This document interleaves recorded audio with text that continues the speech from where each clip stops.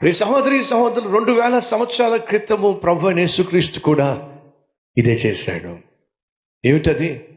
నువ్వు నేను పాపిష్టి జీవితం జీవిస్తూ దేవునికి దూరం అయిపోయి శపితమైన జీవితం జీవిస్తున్నప్పుడు ఆయన దేవుడిగా దిగొచ్చినట్లయితే మనం ఆయన అర్థం చేసుకోలేమని చెప్పి నీ వలే నా వలే మనిషిగా ఈ భూమి మీద జన్మించాడు, పరిశుద్ధాత్మ ద్వారా జన్మించాడు.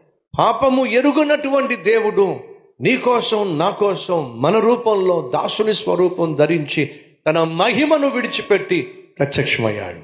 కారణం తెలుసా? మనలో ఒకడు కావాలని. మన బాధను, మన కష్టాన్ని, మనకున్నటువంటి సమస్త శోధనలను తాను కూడా భరించటానికి, అదే సమయంలో తన కుమార్తెగా నన్ను అంగీకరించటానికి తను నీ తరఫున నా తరఫున నీకు నాకు రావలసిన శిక్ష అంతా తన మీద వేసుకొని శిలువలో ప్రాణం పెట్టాడు. ఎందుకని? ఆయనను అంగీకరిస్తామని. తన ప్రేమను మనకు చూపించాడు. ప్రాణాన్నే శిలువలో బలిపెట్టి మరీ తన ప్రేమను మనకు చూపించాడు.